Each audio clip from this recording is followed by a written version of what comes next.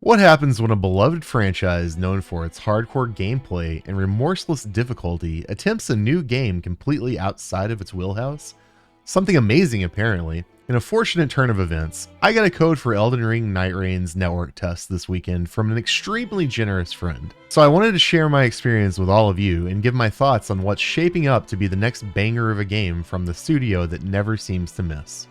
I have been a massive FromSoft fanboy since Dark Souls Prepare to Die Edition launched on PC. In fact, the very first time I dipped my toes into content creation was creating a Bloodborne Let's Play that will probably never see the light of day again. So when I heard FromSoft was using their extremely popular Elden Ring IP to create what appeared to be a spin-off inspired by Fortnite, I had a completely healthy, normal reaction to the news. No, God! No, God, please, no! No! No! No! The fact of the matter, though, is FromSoft hasn't made a bad game since my personal lord and savior Michael Zaki took the company's reins. If you look at their historical catalog before his glorious ascension, you can even argue that they had never made a bad game, just ones that were underappreciated by a Western audience. So Nightreign couldn't be bad, right guys? Right? Still, I was pretty hesitant. Even if the game ended up being good, I may not like it as someone who doesn't really find games like Fortnite fun. Fortunately, my suspicions were proven to be unfounded with the first weekend of the Nightreign network test. Before we get into it, my opinions here are completely based on the Elden Ring Nightreign network test, and as such are subject to change. FromSoftware does not know I exist, nor has incentivized me to be overly positive, and therefore all of my opinions are my own.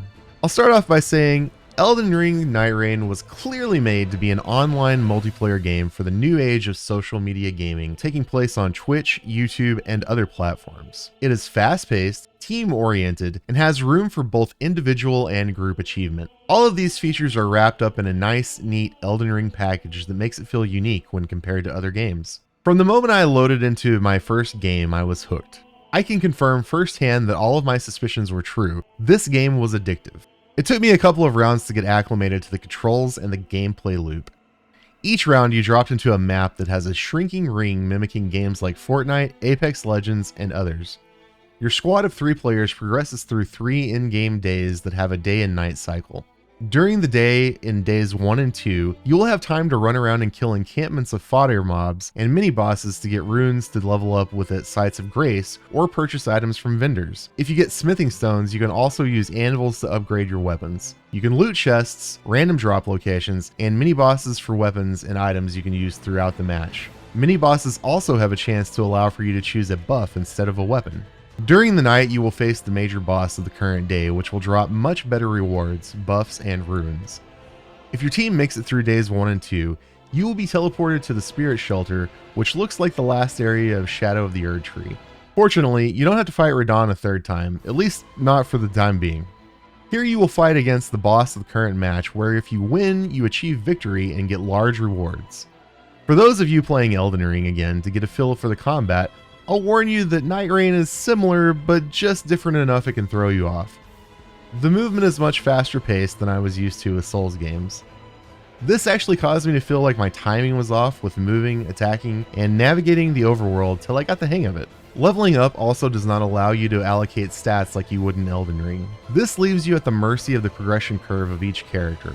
If you feel like you don't have enough stamina, you'll have to get an item or a power-up that will increase stamina regeneration instead of leveling and putting points into endurance. Same with health, mana, and damage. Instead, character progression in Nightreign is achieved in a few different ways. You can of course level up, and should often do so since you will become significantly stronger by your stats improving exponentially. It's also important to note some weapons are level gated. You won't be able to use them until you meet their required level.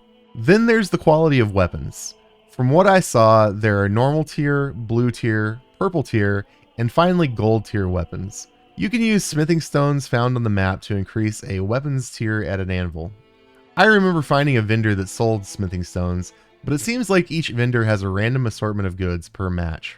Finally, there are items and power-ups. These include various items found in Elden Ring that have been placed in Nightreign with tweaked effects. The most valuable ones I found, other than the smithing stones, were the starlight shards, which give you back FP on consumption. This is extremely important if you're playing as Recluse, who completely relies on her FP. One thing to note is items are shared.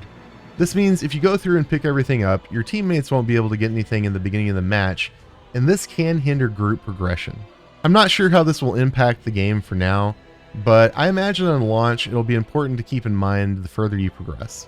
Also, like I talked about before, you have opportunities to pick up buffs when mini bosses and bosses drop them. These can be really nice if you already have a weapon you like using, and sometimes it could be a better choice depending on which character you're playing. Speaking of characters, I won't go into detail about each for brevity's sake, but I'll give a quick rundown. Wilder is your typical knight type character that seems to be best with two-handed weapons and can cause a ton of damage with his ultimate. Guardian is a pretty straightforward tank with solid survivability. Duchess can dish out a ton of melee DPS. Recluse is a great AoE and single target magic damage machine with good utility. Currently, she seems to be the most difficult character to learn how to play, but once you master her, she can be extremely powerful. Also, the internet has completely fallen in love with her. I'll likely make a future video with more in-depth character information. I would prefer to dive deeper into playtesting before putting out a more definitive guide. So far, you could call this video a Krispy Kreme product with all the glazing I've been doing, but that stops now. Let's get into the bad and the ugly. Nightreign feels like it doesn't know what it wants to be. It has Elden Ring PvE gameplay and mechanics, but these are watered down to the point where it won't challenge Souls vets except for possibly the Day 3 final fight. You see echoes of Fortnite and Apex Legends, but it feels like they didn't take enough from these games to push it in that direction entirely. I've also heard it compared to Risk of Rain 2, but in the same breath, people have said it falls short there as well. That said, it does feel like the beginnings of what could be a unique experience, but without knowing more, I'm not sure Nightreign will achieve that. This is probably my biggest concern with the game. We do not know enough yet to determine whether or not Nightreign has true staying power. We've seen minigames of this type introduced as free-to-play, with battle passes and skin sales as the monetization model. Yet, Elden Ring Nightreign is retailing at $40 USD for the base game and $55 USD for the deluxe edition, which includes DLC that potentially has additional playable characters and bosses. This does not bode well for the longevity of the game. With what I saw in the network test, it felt more like a $20 indie game than a $40 to $55 standalone project. The gameplay loop provided to us, while fun, was definitely not varied enough to warrant a $40 price tag. FromSoftware has never made a live service game, and they've stated they do not consider Nightreign to be their first. If the game is launched with limited support and no roadmap for future updates, I have a hard time believing it will last the test of time. The best analogy I can give to describe the game is it feels like Dota 1 for Warcraft 3. Unfortunately, making that comparison is a little damaging since Dawn of the Ancients was a free mod. However, it was a free mod that went on to inspire a completely new genre of game.